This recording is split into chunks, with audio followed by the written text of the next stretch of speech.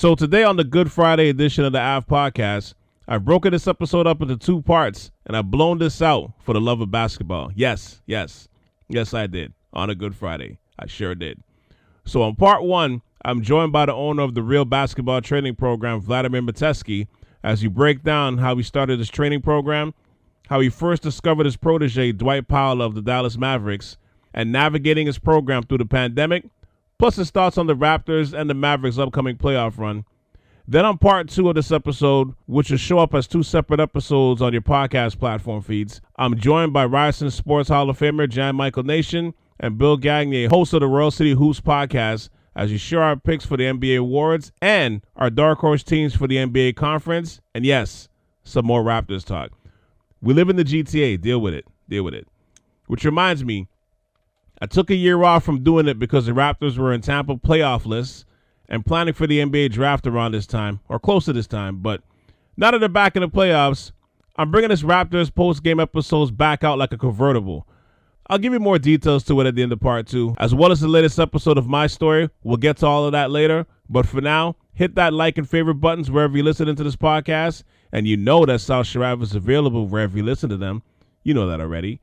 But rate, review, and subscribe to these episodes. Leave them comments on your favorite episodes. And for the love of God, don't be a hater. Hit me with all those 5 stars on Good Friday. Again, don't be a hater. You're way above being that type of person today. And check out the catalog over at southsharav.com for the past work. Once again, that's southsharav.com. It's the Ave Podcast with Cal C on South Sharav Radio. Part 1. Here we go. Welcome to the Ave Podcast with Cal C on South Sharav Radio.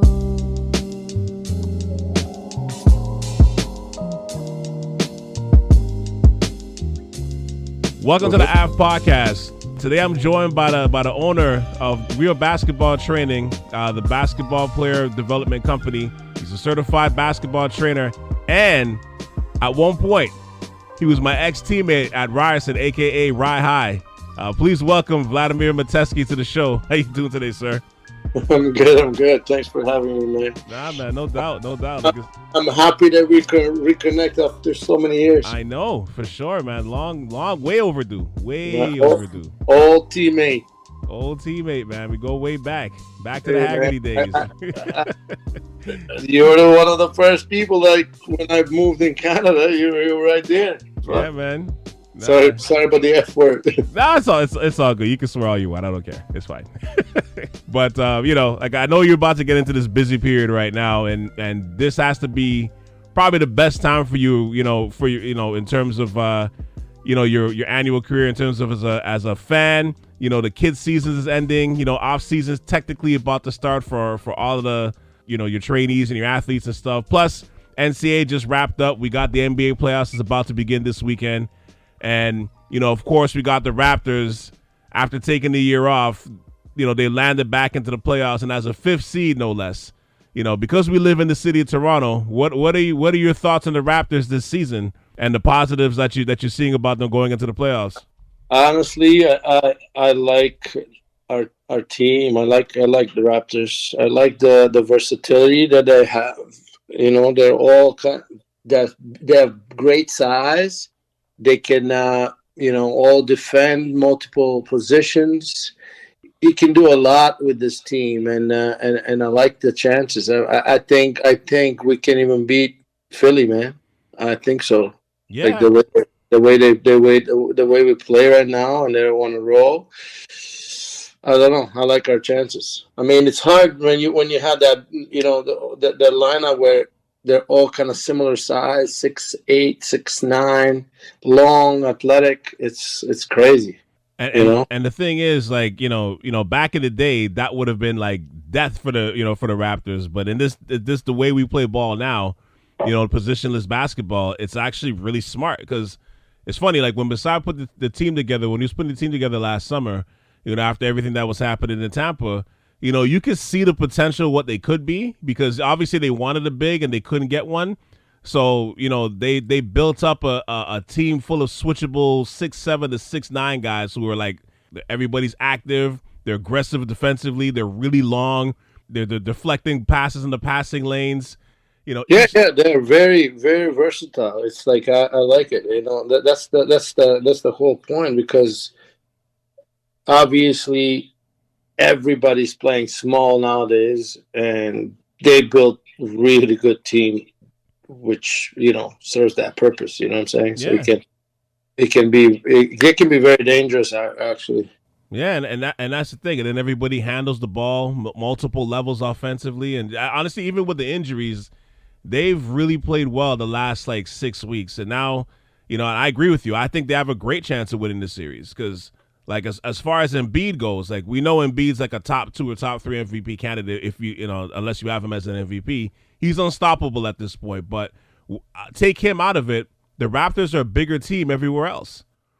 Exactly, and I mean, Philly will not play with their guard.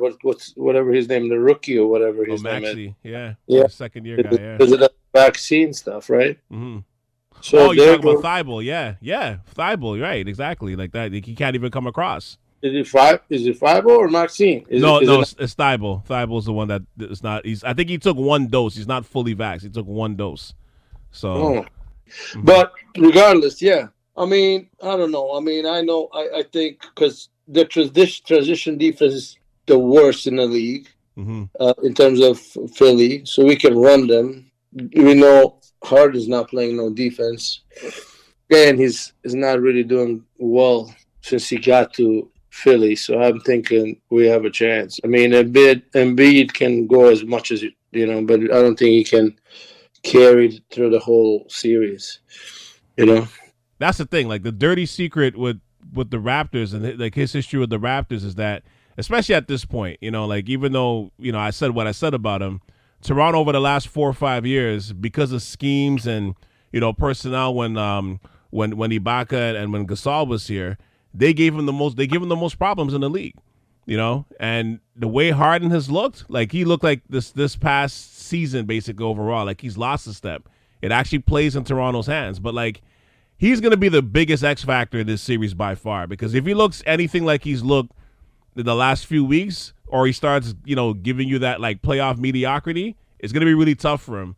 And there's a lot of pressure on him too, because, like Philly gave up a lot to basically, to get this guy. Like it's championship or bust. Like you lose in the first round in that city, they're not going to be looking at Embiid. They're going to be looking at Harden. All them strip clubs he goes to is going to be closed in Philly. Yeah, well, it's going to be. It's. I don't know. I mean, and him under pressure is never a good thing, right? So he always kind of buckles for some reason. But we'll see. We'll see. I like our chances. That's what I'm trying to say. I like it. Yeah, we like the Raptors. They're definitely playing with house money right now, for sure. Even if they lose in the first round, they don't beat Philly. It's like most Raptors fans, they're not going to be flipping out. You know what I mean? Like, it's not going to flip out. No, not at all. Like this is right now. It's like I think that they exceeded expectations in a lot of ways this season. So, but they have the most recent playoff success too, right? Like they got their core players who are part of, and their coaching staff still remains from 2019, and they got players right now that are really hungry. Like in Gary Trent Jr. and especially Scotty Barnes. Like it's exciting. I love those 2 additions, man. Those 2 additions are very good, actually. What is your thoughts on Scotty though? I know we all love him, but from a development perspective, like what do you want to see from him in the next couple of years? Because for me, I'm like, if he can get that jumper down and get that handle just a little tighter, I think like the sky's the limit for him. Listen, but that's normal. It's a rookie, right? Right. You don't expect rookie to come in, especially with his size and everything, to be able to shoot it like at that consistent level. That will come like a couple of years, and he'll tighten all that up. I love his his length, versatility, and and energy and all that kind of stuff. That's what matters. You can see the kid loves the game and not is not like a prima donna and try to he goes and plays hard and gives team chance to win and I think he's going to be really, really good, like really, really good. I'm not worried about his shot and all that kind of stuff because it's normal for a rookie to be not consistent. Yeah, Yeah, nobody comes in as a finished product. It's very rare that you see that for like a guy coming in from day one dominating. It's super rare. Right? If he shows commitment the way he shows right now, commitment and to his craft and try to get better and add every year a couple of things, he'll be very, very, very, very good for a long time. Yeah, and he's got that worker bee mentality too. So I don't expect him not to like reach those levels because he just seems like a guy like he seems like one of those guys you have to kick out of the gym. Yeah, well, that's what I said. It looks like he loves the game. He likes the whole process of what goes behind to be great, right? So looks like it. So. On the flip side, going in the West a little bit, like how far do you see the Dallas Mavericks going this playoffs, especially now that they got home court advantage for at least the series in the first time during this Luka era? Oh man, they're another team they're very versatile and deep. Like they don't have big players, but their defense started getting better, clicking. Luka started playing and passing a little bit more, and you can see a lot of people, a lot of the players got more engaged. And then once you get engaged, and then they play on the defensive side. Because before it was like Luka doing whatever, right? But now he started setting people up, and once you give them food, they can feel they're productive, and they can feel that there's value in them in the team, and they start playing hard. And their defense is really good now. And they have a chance too. They have a chance. I mean, I think they'll beat Utah, and then I'm not sure who's coming next after. I think is maybe the Suns. Yeah, it'd be the Suns, which would be tough. I would say that would be a tough one, but it's not doable.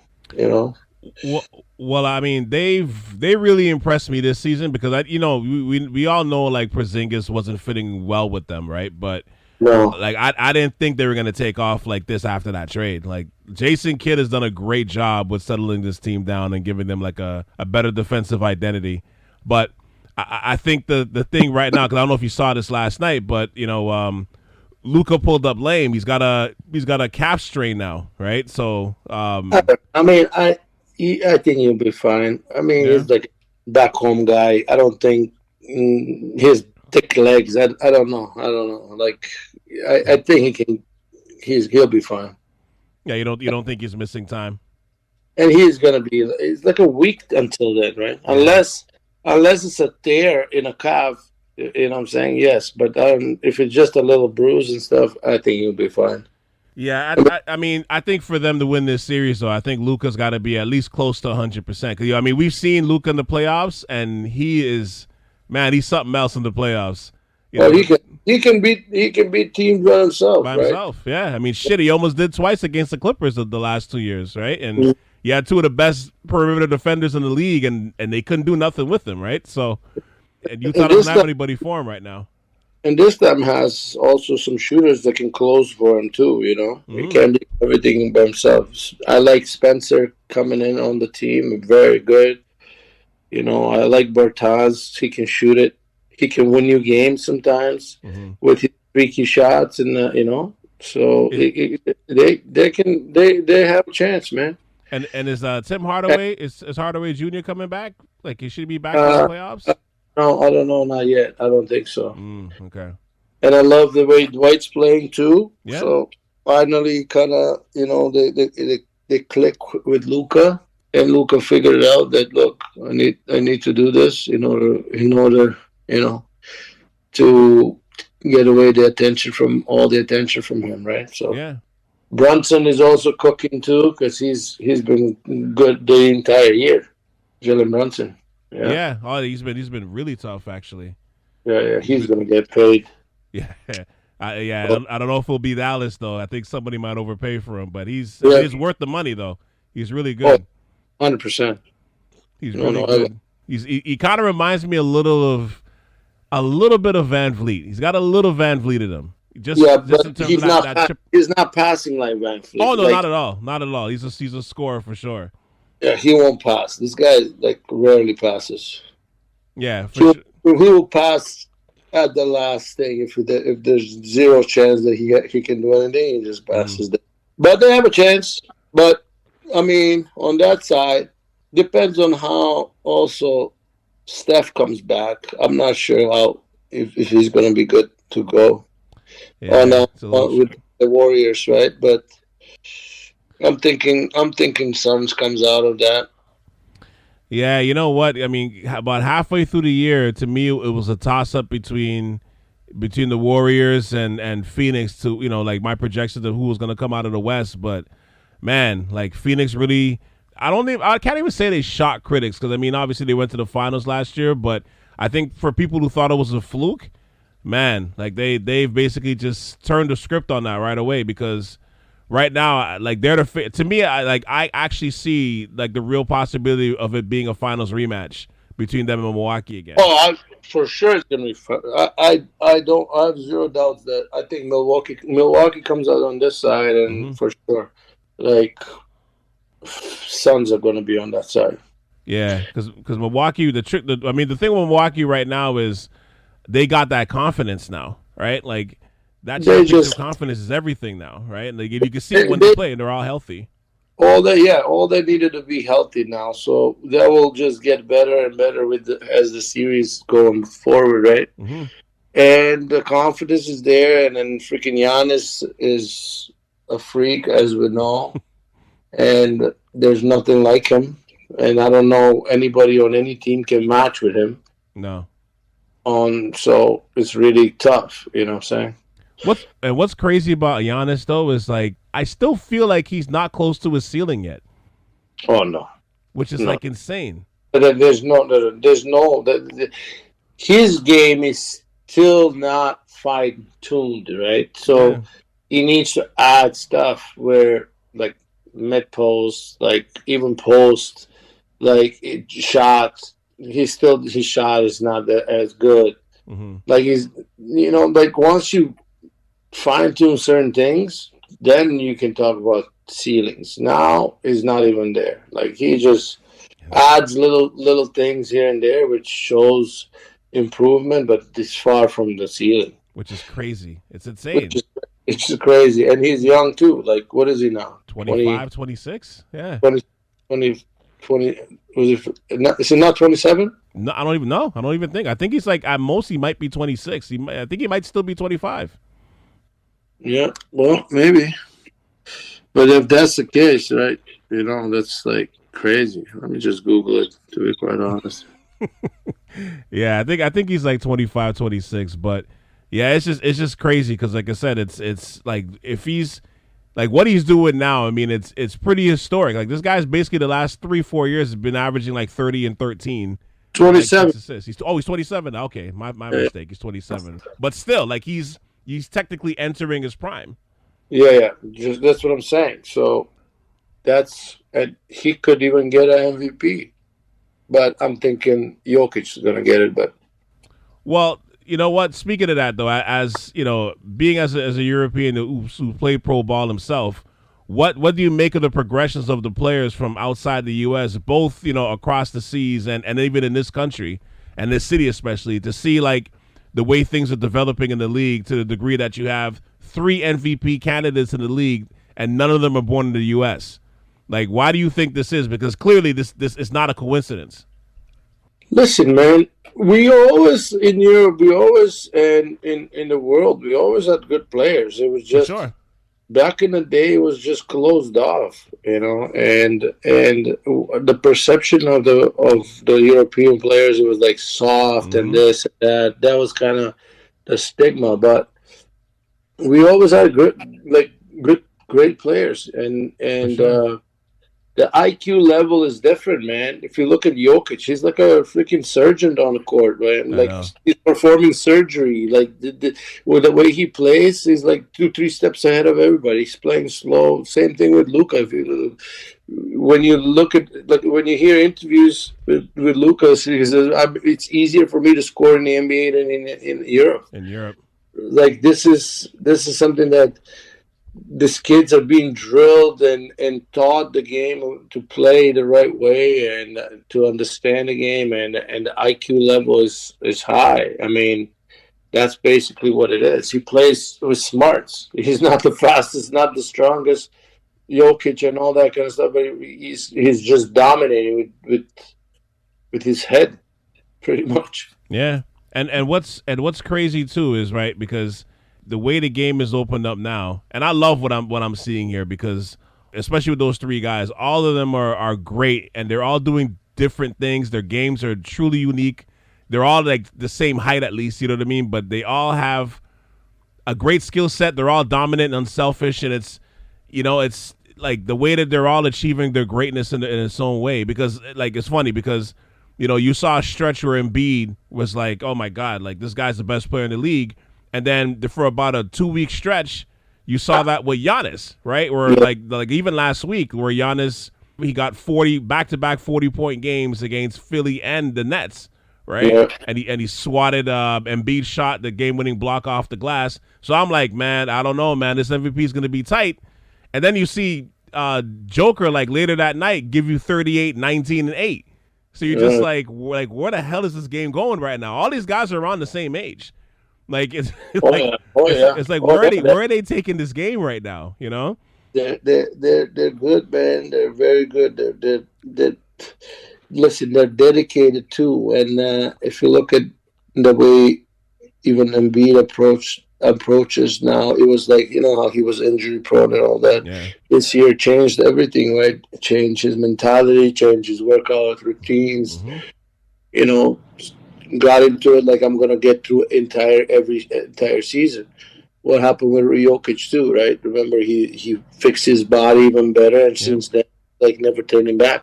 I mean, they do everything necessary to just be good, and they don't care about the hoopla, the stardom, and all that kind of shit. They just hoop. Yeah.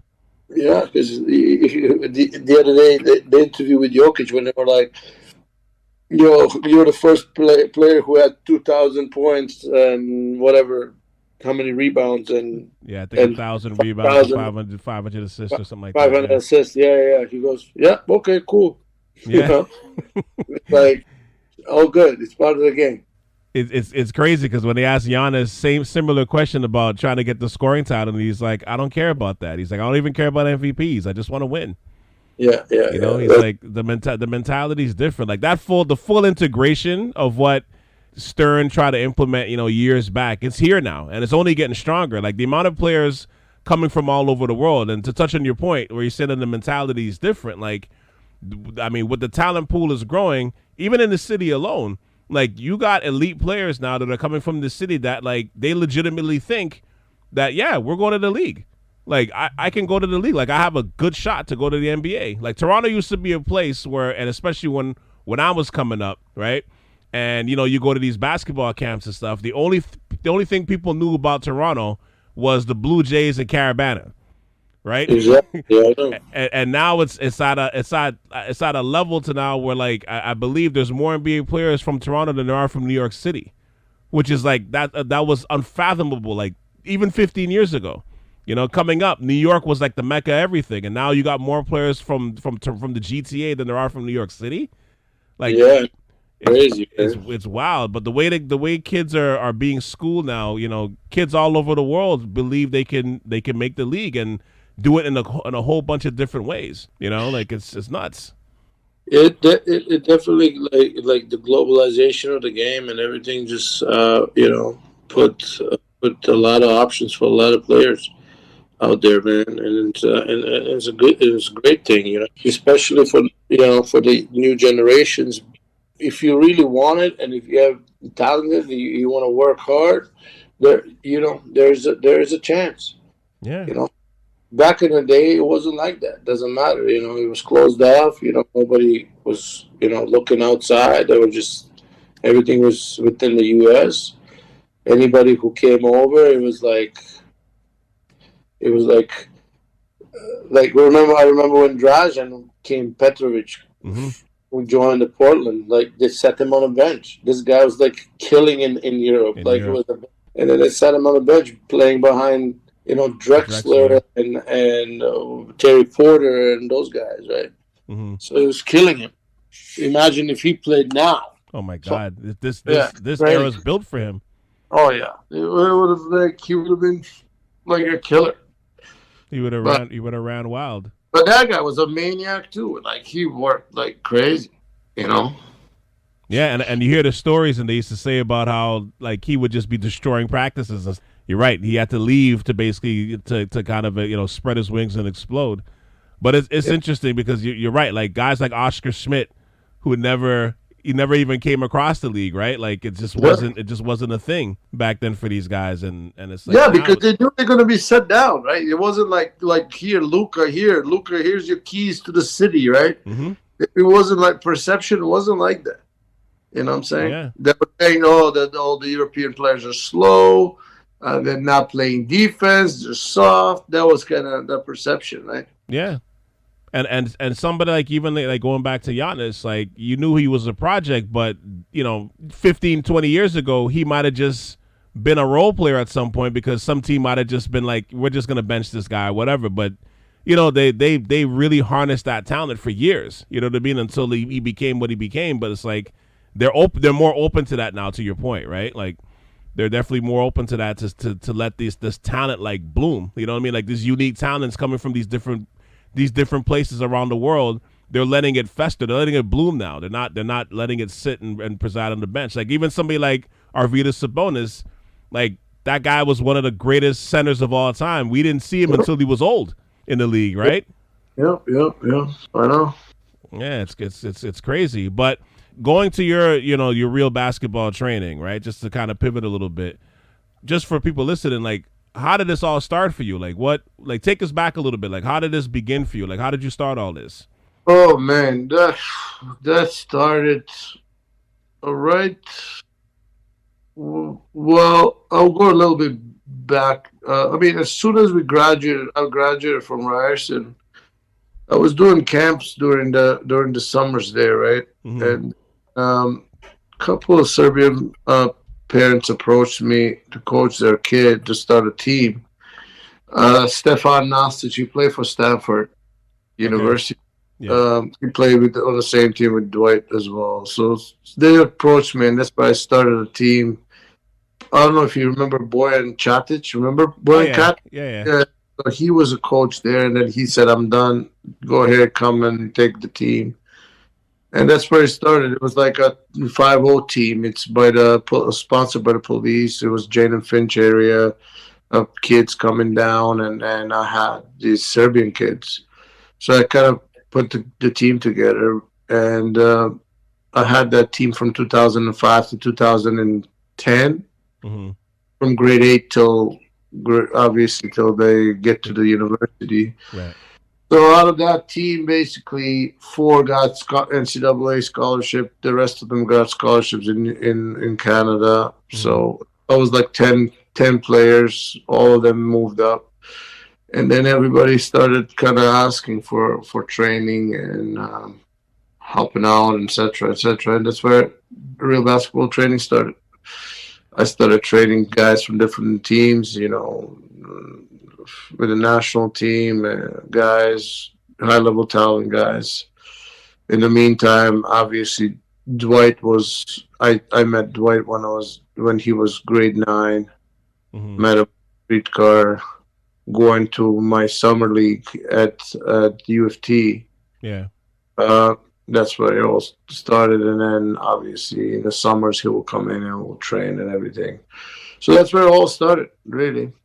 But the biggest really thing was that team, because that what put me on a map was that team that everybody kind of moved up, and I had so many teams, NCAA teams, coming to my practices, recruiting the guys, etc. So I met so many coaches, D1 coaches, etc. So it was like that's what it was. And then I didn't want to continue with the team because it was really tough to find a commitment by the parents and players, etc. Because the way I ran my team, it was like I ran a college team, really. It was club team, and nowadays, and even then, club team was like once a week, twice a week practices. when I committed, I told them either I'm committing to 4 times minimum or nothing, right? So we practice 4 times a day, 4 times a week. Never played a home game, so we used our practices. Plus, we played somewhere else. So never had a March break, never had a winter break. We always went through training and everything. So starting September all the way to June, 9 months with video analysis, with psychology, activities, with ranking them during practices, to everything they could possibly you can think. I did it with these kids, monitor their grades, everything. So that's where it all started. And then, as soon as they graduated and then went forward, then I started the training, individual small group training, camps and stuff like that. And then all these pros started coming through. I'm not sure if you know, like a couple of the agents started calling me and bringing some guys to train them, from the Dylan Brookses to Andrew Wiggins, obviously Dwight Powell, Andrew Nicholson, all the kind of guys that you really know from Canadian the league and Team Canada and stuff. Yeah, they will come down and they will train with me, and that ever since then I've been doing it, man. It's been from 2005 till now. But that 5-0 team gave you that foundation. Yeah, that 5-0 just gave me I always come back to that. It was like, for me, that was the best success for me, and honestly, because you can do the skills training as much as you can, but the biggest impact is when you have a kid throughout the whole year, and you can really impact them not only on a technical level, you can impact them obviously with their IQ and the whole total development, right? Yeah, but that's the thing too, right? Like that, to your point, like that first success is probably that's the most golden, right? Because as you're saying, like you're seeing that development and then especially afterwards, like the progress after they graduated, they all had success outside of that in terms of getting scholarships or, like in Dwight's case, making the league. Like there's a blossoming, there's an effect to that, right? Where it's like that first initial success has got to be amazing when you're seeing that happen. But that's the thing. That's what I always even say and refer to now to all these players, all these teams, all these coaches are doing stuff with their teams, and to me it's mind-boggling. It pisses me off. Is like, instead of focusing on developing the kids, they're just focusing on wins and try to win an OBA championship or win some AU, who nobody will remember ever. Yeah. They will remember who your players are. That's how they will remember you. If you move these players from 0 to 1 to 3 to whatever level you're going to bring them, that's how you're going to be remembered. Not if you won OBA championship, or you win OFSA or something, yeah, or OFSA or whatever, right? Or like, nobody cares. Nobody will remember in a couple of years who won it. But everybody will remember who your players were. Did you move them up? Did you help them get to the next level? That's the biggest key. Did you develop them properly, or just use them just for get wins and stuff like that? That's what I always train to my weakest player. I never was like focused on just the top kids. I wanted everybody to go forward, because that's how the team will be successful. Yeah, and if your weakest link is strong, then you got a strong foundation there. The top 3 guys, they don't even need me because they have talented and all that kind of stuff, right? Mm-hmm.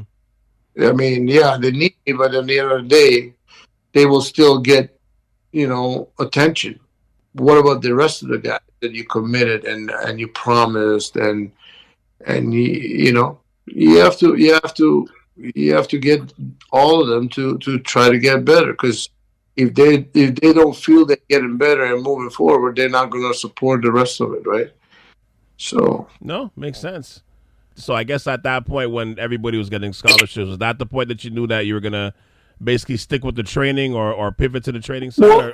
That's the biggest thing was really commitment of players and for a team, right? And players and parents, right? Mm-hmm. Like I said, my philosophy is really we gotta grind, right? And then nowadays you don't have that, right? Yeah. You know, like the kids just moving teams, people promising them the easy way out and stuff like that. Yeah. So even started with my team. Like I remember I told you there was a police sponsored team. There, you know, it was kids from Jane and Finch dropping down, helping. You know, they were getting help so they can be active and get out of the streets and stuff. So I had kids like that, and then I tried to monitor in schools. I didn't even let them play during if they don't fix their marks, etc. I was keeping them on their toes. The accountability, yeah. Yeah, man. And then another organization showed up, which is based directly at Jane and Finch. I'm not sure if you know them or know all these organizations, but they took my kids because they promised them they won't ask them for marks. They won't do any of that stuff. And then all those Jane and Finch kids, they end up either dead or in jail or brain damage from being beaten up. Mm-hmm. So it was the biggest, saddest story ever. And a couple of them, they still around. They hit me up like they just can't stop thanking me, but that's not the point. The point is like the point was we needed. My commitment was to the kids to really keep them on the right path, and somebody promised them the easy way out, and the parents buckled on that, and that was it, and that was the saddest day. You know, these times with the AAU stuff is definitely, you know, it's definitely competitive. It's definitely tough. You know what I mean? But and now there's with AAU and all that kind of stuff. Oh, there's so many teams out there. Everybody, as soon as you're tough on a kid, they're just going somewhere else where somebody will promise them anything, and you know that's not the way you're supposed to do it. But people do it, so that's why it's really hard for me to get involved. I really want to be involved in with a team, but that's why it's a lot of stress. It's just a lot of stress and it's a lot of, again, there has to be commitment. There has to be commitment. There has to be accountability for things that needs to be done. So right now, I got involved in coaching my son's team, right? And I got complaints from the parents. I'm too tough on the kids and stuff like that. I'm like, too tough. Like it's ridiculous. Mm-hmm. So I'm like, I added extra practice. Why are we adding extra practice? And it's free. And I'm like, what? Because the kids can't play, dribble the ball. They need to, get better. Mm-hmm. And I'm like, anyway. So it's different these days, man. It's kind of representative of the times that we're in right now. It's good and bad, but we have too many options for everything. You know what I mean? Yeah. Like from the way we watch TV, the places how we can eat food, how we can, there's no commitment to anything, right? Like there's so many options for so many things. Like you're not beholden to like one thing, right? So I think that's it's kind of representative. I see that in my, looking at the community and stuff. Sometimes it's that too, right? Like where everybody's, and we're talking about this offline, even with the transfer portals. It's great, for the power for the kids, but there's also the flip side of it, right? Where it could kind of get a little messy, right? Like if kids aren't like they get put on that if they get put on that transfer portal and they don't get the right school, like now they're just stuck, right? Because somebody's in their ear telling them something, right? So they just try to take the path of least resistance. That's the way this society goes these days. You know what I'm saying? Mm-hmm. That's the problem.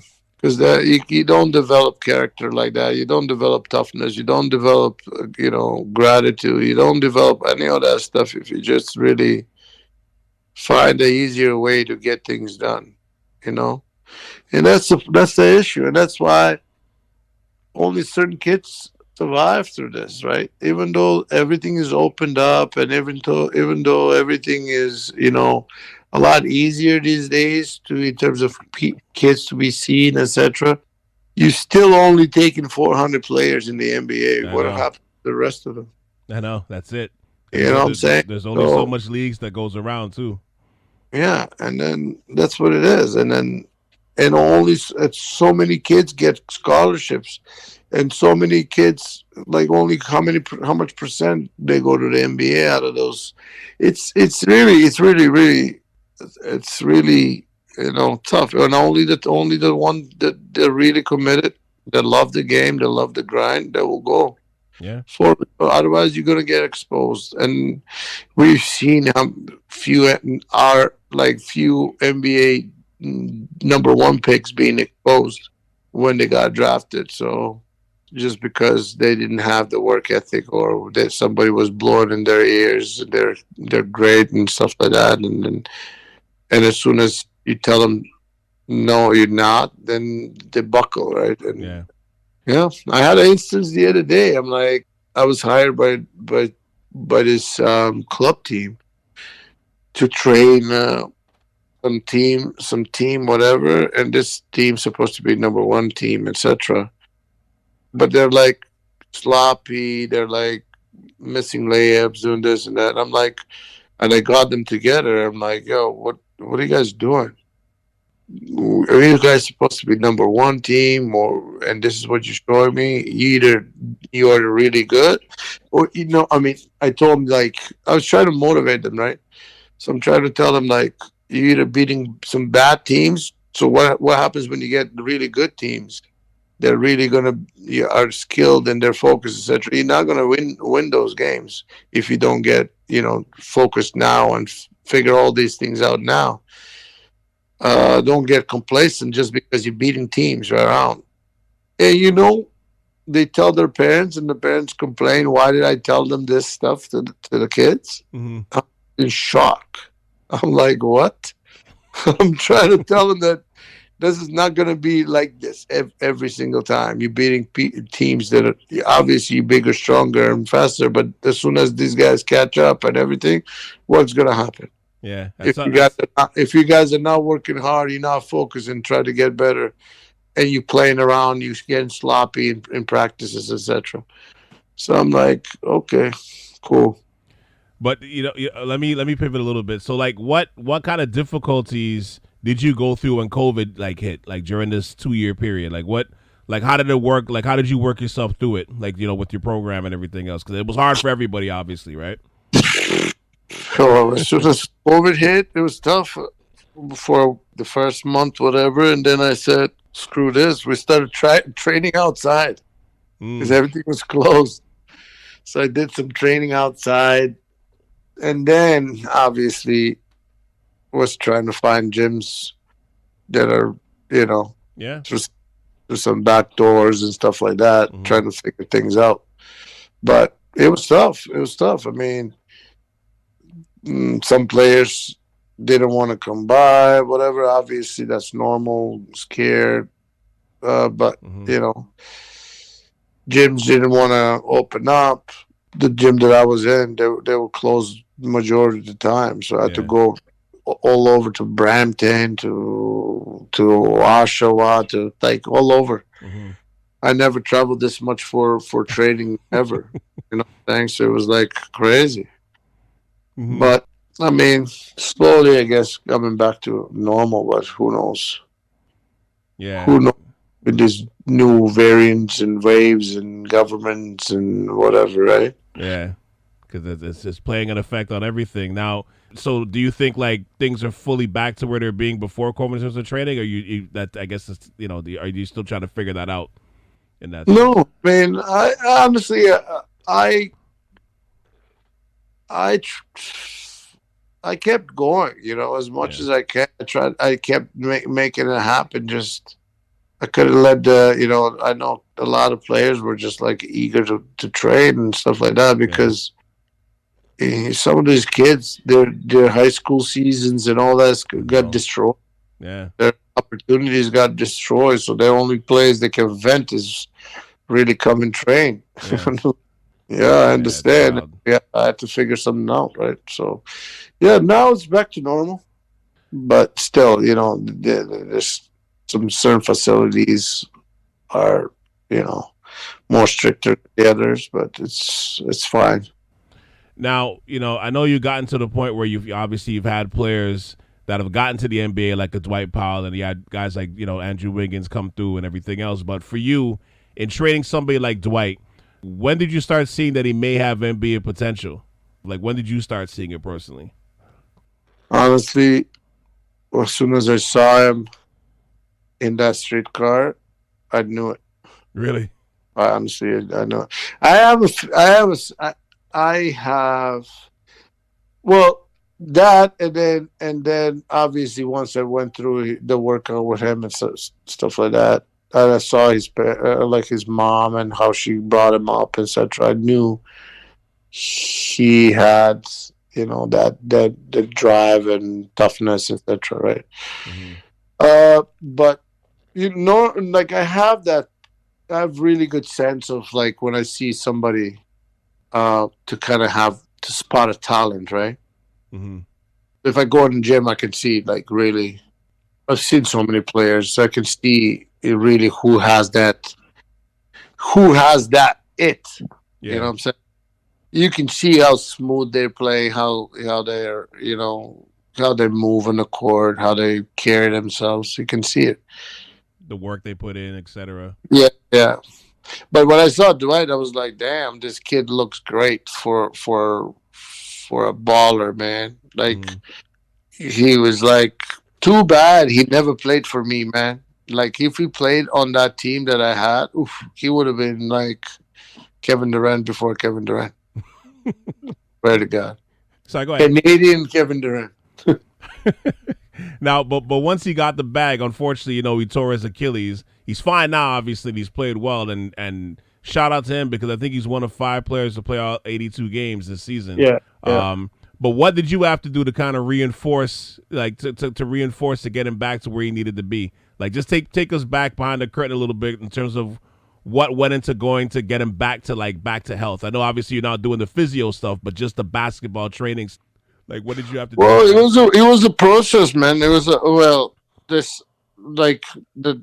obviously the Achilles was like a couple of years now, like a year, something like that. But once you gone through that stage of the rehab and everything, because with these injuries like this, is more psychological than anything else. Yeah.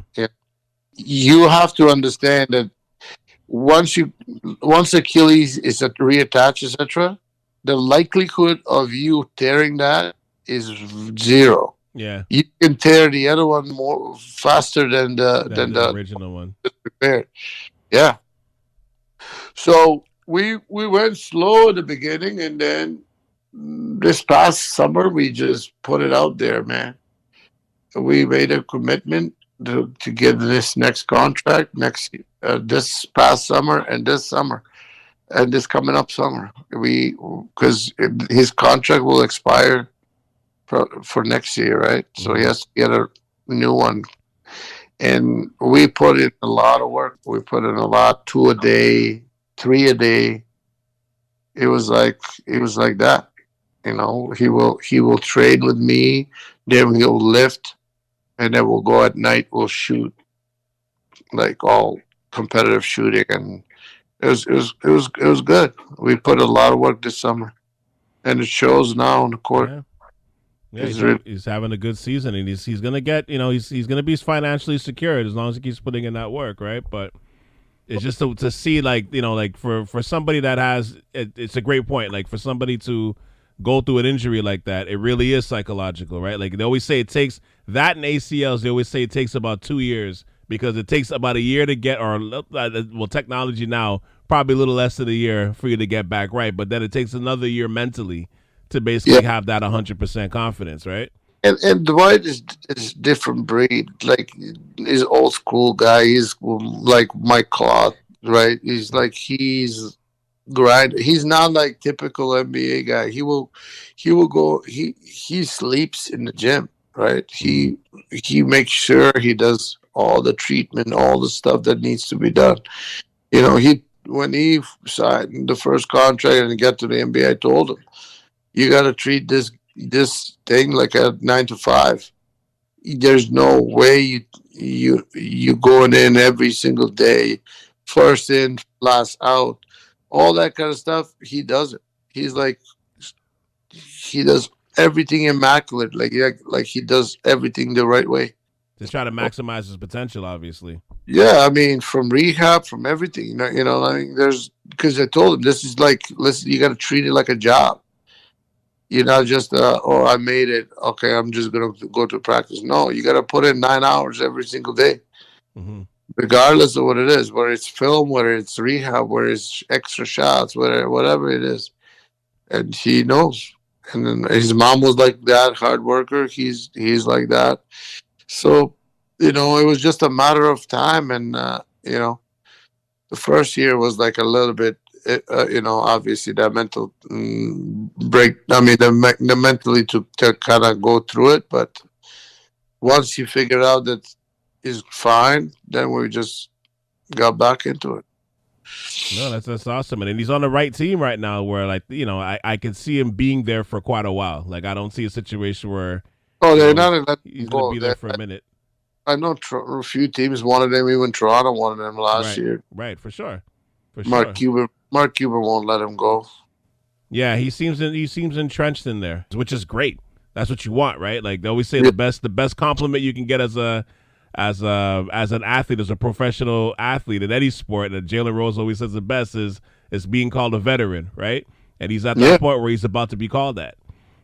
Yeah. No, well, he is like one of the veterans there, I guess. Yeah, he's valued, which is great. Like I said, I think it's awesome. Going forward, what does the future look like for you in terms of the training, and like how much further do you want to take this?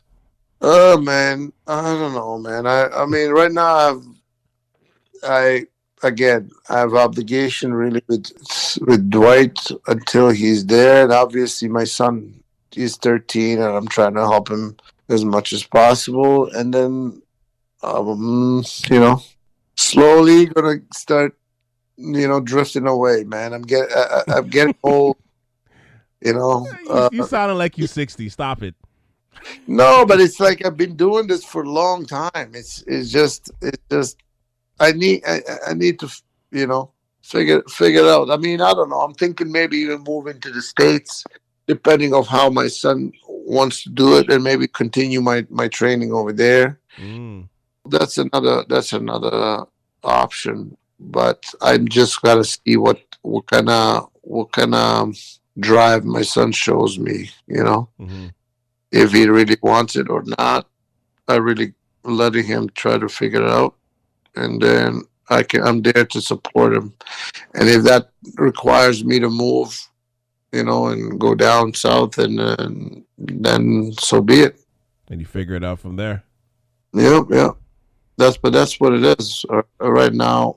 That's what it is. I'm gonna support Dwight as much as I can, and secure that next contract, and that's basically really what it is. That's our goal. We make commitment to get it done, and we're gonna get it done. And at the end of the day, too, right? You just you're sounding like a person that's keeping your options open too, right? So you just never know where it's gonna take you, especially if you can get in that NBA. You're already kind of in that NBA, foothold as it is right now. You never know where that shit's gonna lead to, right? So, yeah, well, that's the thing but there was options for that before, but when you have a kid, it's not as easy, right? Yeah. I mean, I'm not sure if you know, I also teach during the day, right? Right. I was in high school, so for me, I talked to a few people, and there was opportunities to get on an NBA team, but for me to give up what I have here to get an NBA job, it's going to take a lot. It has to be money-wise, has to be financially, has to be more than what I do here, because I don't want to give up if I go with the NBA team, then I won't see my son for during this best years of like when he needs me. Yeah, I won't be able to see him unless that financially is really that much more. Mm-hmm. But speaking to a few developing coaches that are in the NBA, and then telling me that what it is, and they're saying to me it's not even worth it. When I talk to them, what I do and how I do it, etc., they were like, "No, I wouldn't even do it." I mean, unless it's the offer is you really can't, Mm-hmm. But that's why I really never pursued that to the fullest. There was opportunities, but I didn't wanna be away from my son and not be able to see him. No, which makes total sense. But yeah, I guess you just got to weigh out the options and just go from there, see what happens. Well, yeah, that's what I'm saying. But those options are open, and especially when he gets older and he does whatever he does, right? Then if the opportunity comes in, that'll be ideal to join a team, etc., right? Yeah, no, absolutely. We're going forward though. Yeah, man. I'm like I said, I was saying to you offline, but I like what I'm seeing. You know what I mean? Like from your progress and everything over the last few years, from what I've been watching, and I mean, continued success, man. I want to see how far you take this. I really do. Appreciate I support it, that. Plus, it's ride high blood, man. So it's kind of like they got to ride a little bit, So.